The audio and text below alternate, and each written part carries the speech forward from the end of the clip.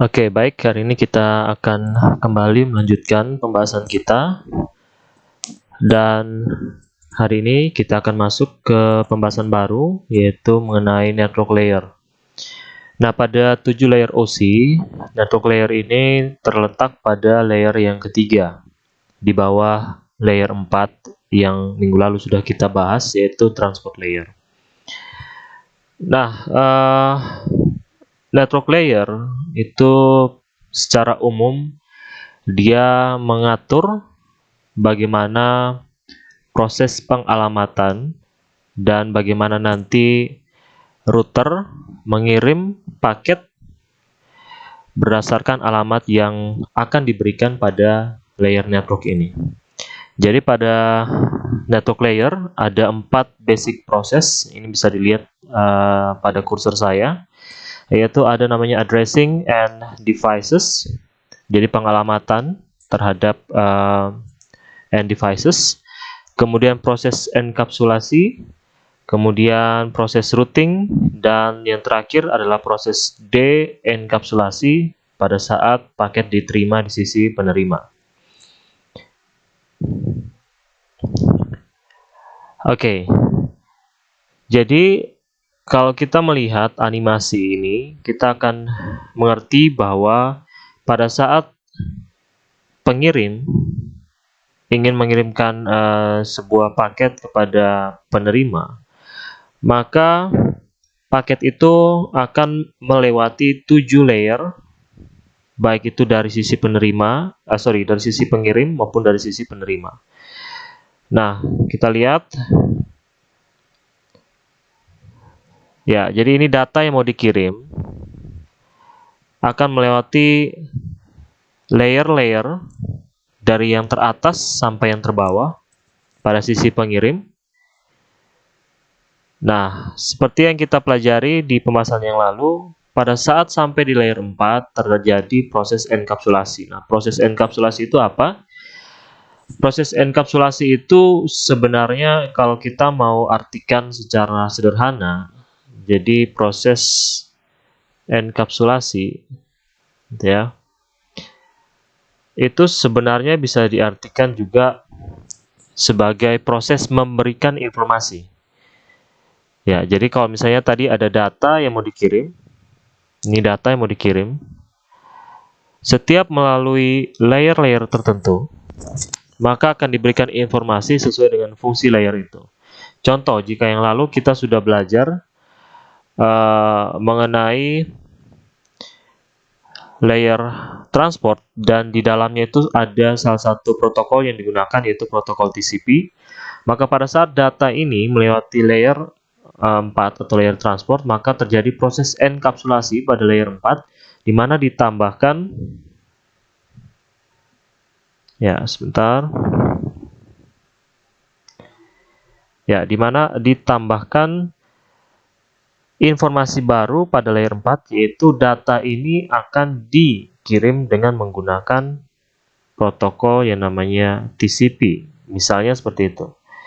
Ya, jadi proses enkapsulasi adalah proses menambahkan keterangan ini kepada data yang mau dikirimkan, dan keterangan protokol TCP ini atau informasi mengenai protokol TCP ini hanya diberikan pada saat data melalui layer 4. Ya. Jadi TCP ini tidak diberikan pada saat di layer 7, layer 6, layer 5, layer 3, tapi hanya diberikan pada saat data melalui layer 4. Oke, kita lihat lagi. Ya, di sini setelah di layer 4 mengalami enkapsulasi, maka data yang sudah dienkapsulasi kemudian turun lagi ke layer berikutnya, yaitu layer network. Nah, pada saat di layer network terjadi lagi proses enkapsulasi atau penambahan informasi baru. Nah, pada layer 3 atau layer network, biasanya informasi yang ditambahkan adalah mengenai address atau alamat asal maupun alamat yang dituju. Jadi kita umpamakan sebuah perusahaan pengiriman barang. Ketika ingin mengirimkan barang, maka si pengirim wajib memberikan alamat pengirim ditambah dengan alamat penerima. Nah, itu ya. Nah, ini bertujuan agar orang yang mengirimkan paket ini tahu bahwa paket ini berasal dari mana dan akan diantar kemana. Jadi, alamat asal atau source address dan alamat tujuan atau destination address itu ditambahkan atau diberikan pada saat data melalui layer 3. Maka di sini diberikanlah informasi mengenai IP address. Dan ini hanya terjadi di layer 3, gitu ya. Ya, jadi IP address itu adalah alamat IP. Nah, kalau IP itu berarti alamat rumah atau nomor telepon yang dituju, seperti itu. Jadi bersifat unik. Jadi kalau ingin mengirimkan ke satu orang, misalnya, ini misalnya si A, ada data yang mau dikirimkan ke dia, maka harus mengetahui terlebih dahulu IP address dari si A. Dengan demikian, maka paket yang dikirim tahu kemana dia harus sampai atau kemana dia harus tiba. Oke, kita lihat lagi animasi ini. Setelah itu turun terus ke layer yang paling bawah, dienkapsulasi lagi, dan sampai di layer fisikal. Di sini sudah berhubungan dengan medium pengiriman. Bisa fiber optik, bisa kabel tembaga, bisa ada yang menggunakan gelombang radio misalnya. Nah, pada saat sampai di sisi penerima, masing-masing informasi tadi dicek kembali. Nah, itulah yang disebut dengan de-enkapsulasi atau lawan dari proses enkapsulasi. Jadi bisa kita simpulkan bahwa proses enkapsulasi itu terjadi. Jadi proses enkapsulasi ini terjadi di sisi pengirim.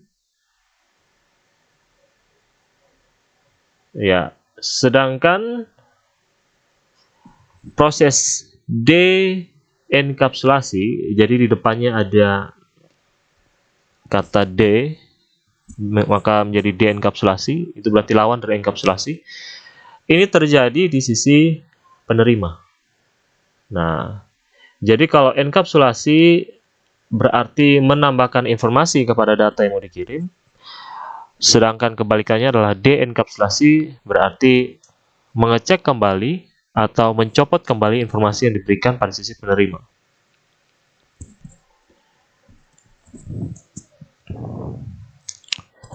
Ya. Nah, adapun protokol yang terdapat pada layer network ini adalah sebagai berikut. Untuk protokol yang saat ini kita gunakan atau yang digunakan oleh seluruh dunia saat ini adalah protokol yang namanya Internet Protocol atau biasa kita sebut dengan IP.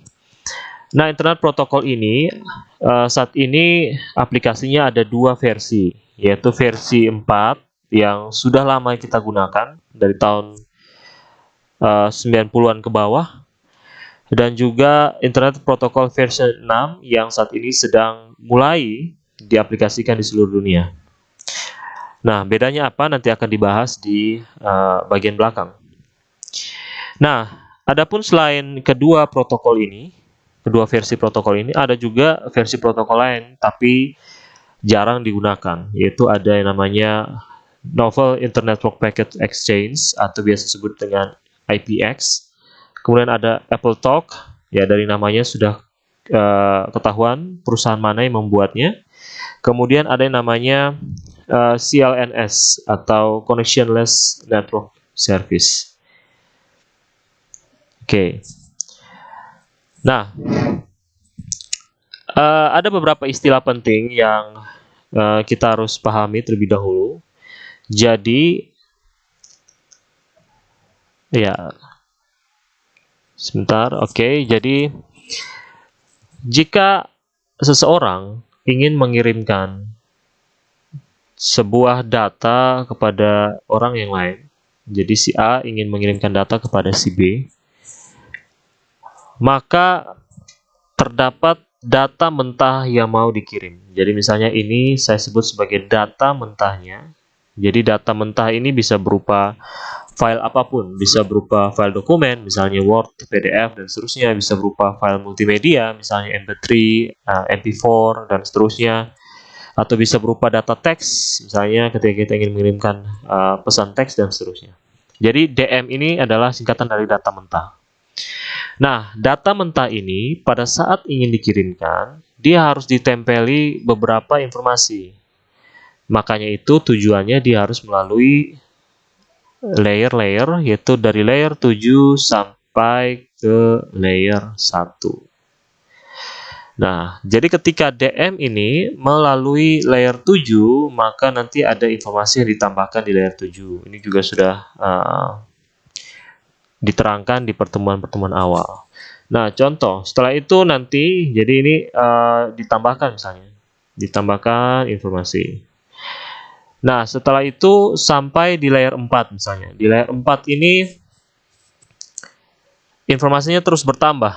Jadi tadi sudah ada informasi dari layer yang atas, sekarang ditambah lagi dengan informasi dari layer 4. Nah, informasi apa yang ditambahkan dari layer 4? Ya, yang lalu sudah kita bahas. Salah satu contohnya adalah misalnya, data mentah ini akan dikirim dengan protokol TCP misalnya. Gitu ya. Nah, ini adalah proses enkapsulasi. Jadi, TCP yang warna biru ini dienkapsulasi pada saat melalui layer 4 dan seterusnya. Nah, kemudian pada saat data ini berada pada layer 4, maka keseluruhan ini disebut sebagai segmen, gitu ya, sebagai segmen. Nah, pada saat segmen turun lagi ke layer yang di bawahnya, berarti layer network atau layer 3, maka segmen ini ditambah lagi informasi dari layer 3 atau mengalami proses enkapsulasi lagi pada layer 3. Ya, saya berikan warna ungu misalnya. Maka di sini ditambahi informasi dari layer 3. Nah, karena di layer 3 berhubungan dengan IP address, maka misalnya di sini ditambahi informasi mengenai IP address. Nah, IP address ini ada IP address source atau si pengirim dan juga destination atau si penerima, ya. Nah, begitu ditambahi, jadi begitu segmen dari layer 4 turun dan ditambahi dengan informasi dari layer 3, maka sekarang namanya bukan lagi segmen, tetapi sekarang namanya menjadi paket, gitu ya. Nah, nanti paket ini akan turun lagi ke layer kedua, yaitu data link layer. Kemudian di layer 2 ini, paket ini akan diberikan lagi informasi dari layer 2. Ya, layer 2 akan kita bahas di pertemuan berikut. Informasi dari layer 2. Nah, paket yang sudah diberikan informasi dari layer 2 namanya bukan paket lagi, tetapi sekarang menjadi frame. Nah, jadi itu istilah-istilah. Jadi kalau segmen berarti dia masih berada di layer 4, begitu namanya menjadi paket berarti dia sudah di layer 3, sudah mendapatkan informasi dari layer 3, dan begitu namanya frame berarti dia sudah mendapatkan proses enkapsulasi dari layer 2 dan seterusnya. Ya, jadi oleh karena itu kita lihat di sini ini masih diberikan nama ini masih diberikan nama segmen. Ini berarti informasi-informasi yang ditambahi dari layer 4. Nah, begitu turun ke layer 3, maka ini berubah nama menjadi paket. Gitu ya. Dia berubah nama menjadi paket. Ya. Kemudian karakteristik dari IP. Jadi karakteristik dari IP itu ada 3, yaitu dia bersifat connectionless, kemudian bersifat best effort atau unreliable, kemudian bersifat media independent. Nah, yang pertama bersifat connectionless. Connectionless berarti tidak adanya proses membangun komunikasi terlebih dahulu. Maksudnya apa? Maksudnya adalah pada saat komunikasi antara si pengirim dan penerima, maka tidak ada proses yang bertanya dulu kepada si penerima apakah kamu siap untuk kita berkomunikasi, atau ada timbal balik komunikasi antara dua pihak ini. Jadi tidak ada. Maka dampaknya adalah nanti pada saat si pengirim mengirimkan sebuah data kepada si penerima, maka si pengirim ini tidak tahu apakah si penerima itu ada di tempat, ataukah si penerima itu sudah menerima data itu, dan seterusnya. Dan juga si penerima juga tidak tahu kapan barangnya datang. Jadi itu salah satu efek dari connectionless. Nah, kemudian kalau best effort, nah ini berarti tidak ada garansi, tidak ada jaminan bahwa paket itu akan sampai pada si penerima.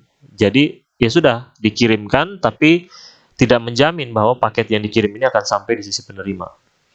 Dan yang ketiga adalah media independen. Media independen ini berarti dia tidak hanya tergantung pada satu media tertentu. Seperti kita tahu kan, media transmisi itu ada 3 yang umum digunakan, yaitu tembaga, kemudian fiber optik, dan juga gelombang radio, gitu ya. Nah, jadi yang pertama kita lihat mengenai connectionless. Di sini kita lihat, jadi kita misalkan pengiriman data ini seperti sebuah pos, gitu ya. Jadi si pengirim mengirimkan surat, kemudian diantar oleh petugas pos untuk disampaikan kepada si penerima. Nah, tapi karena dia bersifat connectionless, maka tidak ada komunikasi antara si si pengirim dan si penerima. Sehingga dampaknya apa? Seperti sudah saya jelaskan tadi, yang pertama adalah si pengirim tidak tahu apakah si penerima itu ada di tempat atau tidak.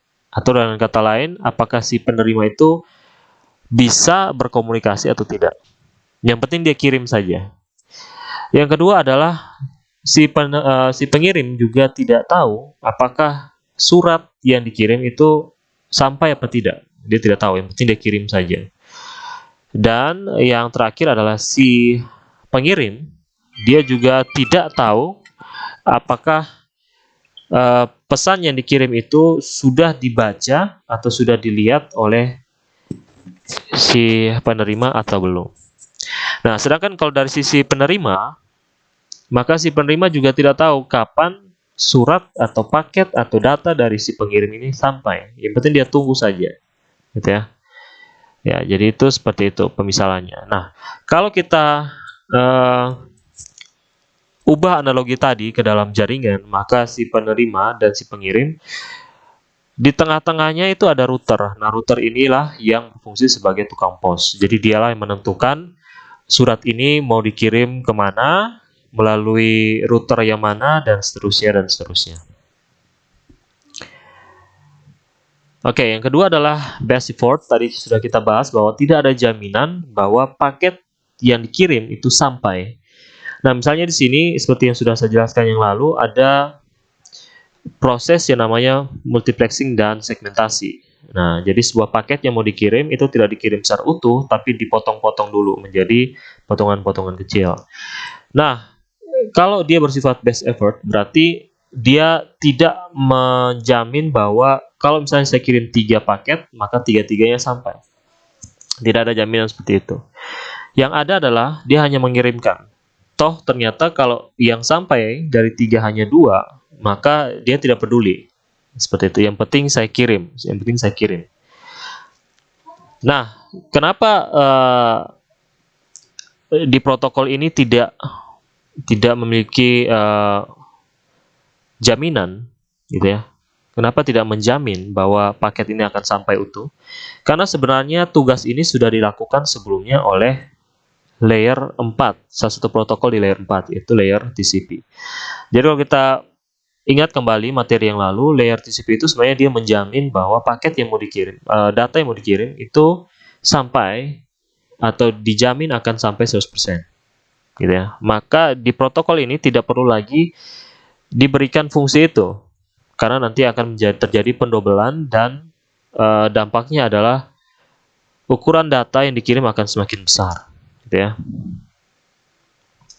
Nah, kemudian yang terakhir tadi adalah media independence atau tidak bergantung hanya pada satu media saja. Jadi misalnya di sini si pengirim mengirimkan paket awalnya melalui kabel tembaga kepada router, ya. Kemudian gateway-nya mengirimkan kepada router lain melalui gelombang radio. Nah, setelah itu ya dan seterusnya. Jadi di sini kita lihat bahwa di sini sudah ada 3 medium, di sini ada tembaga, kabel tembaga, kemudian gelombang radio, dan juga di sini ada menggunakan fiber optik. Jadi menggunakan media apapun, protokol ini bisa digunakan, sehingga disebut dengan media independence. Ya, jadi ini yang kita lihat tadi.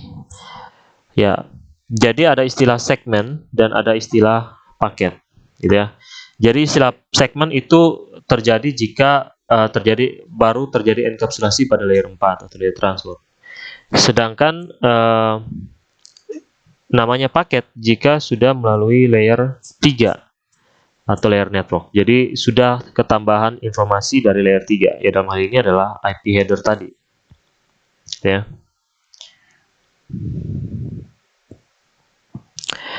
Ya, seperti pembahasan sebelumnya, tiap protokol itu memiliki header atau sebuah bagian atau informasi apa yang ditambahkan kepada data mentah tadi. Nah, pada saat melalui layer 3 atau layer network, di sini kan protokol yang digunakan adalah protokol IP tadi ya, IP atau Internet Protocol. Dan yang paling umum digunakan sampai saat ini sebenarnya masih versi 4 atau biasa disebut dengan IP versi 4. Ya, jadi di sini dikatakan bahwa IP versi 4 ini sudah digunakan sejak tahun 1983 dan dikembangkan pertama kali oleh yang namanya ARPANET atau Advanced Research Projects Agency Network. Nah, jadi ARPANET ini apa? ARPANET ini adalah cikal bakal terjadinya internet. Jadi jaringan yang pertama dibangun, gitu ya, yang pertama menghubungkan atau berhasil membuat komunikasi antara pengirim dan penerima itu adalah ARPANET. Nah, jadi ARPANET ini selanjutnya akan berkembang menjadi internet dan seterusnya. Nah, kita kembali ke header dari protokol IP ini, terutama IP versi 4. Kita lihat ukuran headernya adalah 20 bytes. Nah, ukuran 20 bytes ini maksudnya apa? Maksudnya adalah kalau data mentahnya tadi, misalnya ya, data mentahnya ada 2 megabyte, misalnya itu ya, 2 megabyte.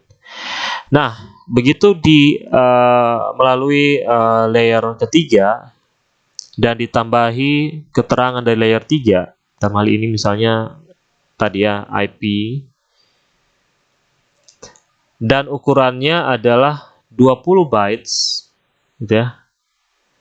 Maka sekarang ukuran total adalah 2 megabyte ditambah 20 bytes. Nah, 20 bytes ini adalah ukuran dari header milik IP protokol tadi. Nah, 20 bytes ini dibagi lagi menjadi beberapa byte. Dan masing-masing byte ini adalah informasi-informasi ditambahkan. Contoh, misalnya di sini ada version. Version ini berarti versi dari protokol yang digunakan. Dalam hal ini kalau misalnya dia menggunakan menggunakan IP versi 4, maka biasanya di version ini diberikan kode ya, ini ya 0100. Jadi di bagian version ini ukurannya hanya 4 bit, gitu ya. Maka di sini kita lihat untuk byte pertama, di sini dia hanya memakan setengah dari byte pertama itu. Jadi 1 byte itu kan 8 bit. Nah, ini berarti version ini dia hanya memakan setengah dari 1 byte atau dia hanya memakan 4 bit, gitu ya. Nah, kemudian misalnya di sini ada time to live. Jadi ini adalah seperti nyawa gitu ya, time to live. Jadi untuk time to live ini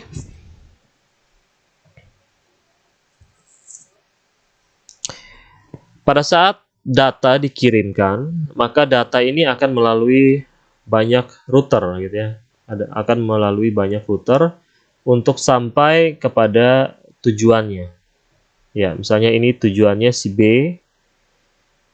Nah, jadi ada banyak router yang saling terkoneksi satu dengan yang lain. Misalnya di sini ada router A, B, C, D, E, F, dan seterusnya. Jadi bisa saja dari 3 pesan yang dikirim, gitu ya, pesan yang pertama akan melalui A, B, C, F, baru sampai ke B. Pesan kedua akan melalui A, D, E, F, gitu ya, A, D, E, F. Dan pesan yang ketiga melalui A, B, C, E, F, gitu ya. Nah, jadi ada yang namanya time to live. Jadi time to live itu berarti menyerupai nyawa. Jika ada yang sering bermain game, itu ada istilah nyawa. Jadi kalau kita hanya punya 3 nyawa dan nyawanya habis berarti game over. Nah, itu pun terjadi pada proses pengiriman data. Jadi begitu paket ini melalui setiap router, nyawanya akan dikurangi 1. Jadi misalnya secara kasaran misalnya di sini nyawanya diberikan 5 atau TTL-nya diberikan 5. Maka setiap melalui satu lompatan atau hop, biasa diistilahkan dengan hop gitu ya. Nah, misalnya dia melalui A, B, dan C, maka nyawanya sudah kepotong 3 dan sekarang tinggal 2. Gitu ya. Nah, kenapa diberikan nyawa?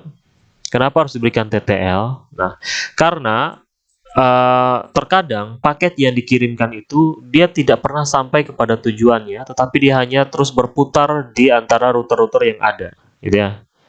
Dan dia tidak pernah sampai kepada tujuannya. Dia hanya berputar seperti ini. Nah, kalau tidak dihancurkan file yang seperti ini, maka akan membebani jaringan. Karena dia akan terus berputar dan menggunakan bandwidth. Nah, oleh karena itu, diberikanlah nyawa atau tadi TTL, supaya kalau nyawanya habis dan dia belum sampai ke tujuannya, maka paketnya akan dihanguskan, ya, akan di-terminate. Nah, jadi tujuan TTL ini sebenarnya positif, yaitu supaya kalau paketnya tidak pernah sampai ke tujuan dan terus berputar di antara router-router, maka dia harus segera dimusnahkan. Nah, caranya adalah dengan melihat TTL-nya. Kalau TTL-nya atau nyawanya sudah habis, maka dia harus di-terminate supaya tidak membebani jaringan. Ya. Nah, kemudian di sini ada source IP address dan destination IP address. Jadi source IP address ini adalah alamat IP dari si pengirim dan destination IP address ini adalah alamat pengirim, alamat IP dari si penerima. Nah, selain itu ada lagi misalnya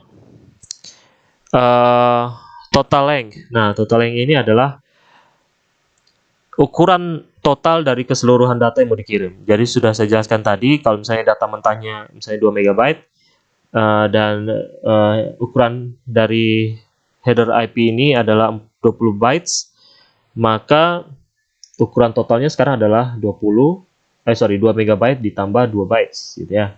Maka itu akan dicatat di dalam sini. Nah, ukuran minimal dan maksimal yang bisa dikirim adalah, ya kita bisa lihat di sini. Minimalnya adalah 20 bytes, gitu ya, 20 bytes header. Itu dengan asumsi bahwa 20 byte itu adalah ukuran dari header IP-nya, sedangkan ditambah dengan 0 byte itu dari ukuran data yang mau dikirim, gitu ya. Dan sedangkan maksimumnya adalah 65.535 bytes.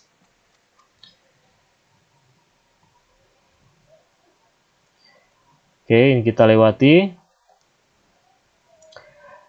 Ya, kemudian seiring dengan bertambahnya pengguna internet dari tahun ke tahun yang naik drastis, gitu ya, maka jumlah alamat yang disediakan oleh IP versi 4 itu semakin lama semakin berkurang. Jadi alamat itu kan dia menyerupai alamat rumah gitu ya. Jadi satu alamat hanya boleh ditinggali oleh satu orang. Nah, bayangkan jika jumlah penduduk semakin banyak, maka rumah yang bisa ditinggali jumlahnya semakin sedikit. Maka lama-lama akan ada orang yang tidak mendapatkan alamat rumah, gitu ya, tidak mendapatkan rumah seperti itu.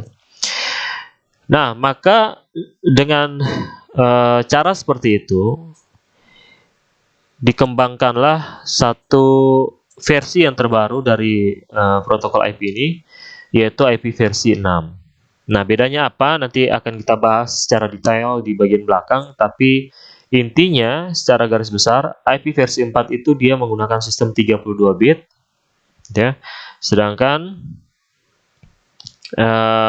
IP versi 6 dia sudah menggunakan jumlah bit yang lebih banyak, sehingga IP address yang disediakan bisa lebih banyak. Oke, nah ini kita lihat untuk IP versi 6 itu dia menggunakan 128 bit pada mode pengalamannya. Sedangkan kalau kita bandingkan dengan IP versi 4 yang hanya menggunakan 32 bit ya. Nah, 32 bit. Nah, kalau kita hitung-hitung, maka secara garis besar IP versi 6 ini bisa menyediakan jumlah alamat IP sampai bilangan ini. Dengan digit sebanyak ini maka disebut sebagai apa nih? Undecillion gitu ya. Berarti bukan lagi billion gitu ya, tapi sudah sangat-sangat banyak, dan itu bisa dipakai untuk generasi-generasi berikutnya. Jadi jika terjadi pertambahan penduduk dan pertambahan pengguna internet, maka jumlah alamat IP yang bisa diberikan sudah diamankan. Karena sudah sangat banyak yang bisa disediakan dengan sistem 128 bit ini. Oke, mungkin pertemuan kita hari ini sampai di sini dulu. Nanti di pertemuan berikutnya kita akan lebih detail membahas mengenai header dari IP versi 4, kemudian bagaimana proses addressing atau pengalamatan pada IP versi 4 dan pada IP versi 6, dan seterusnya dan seterusnya.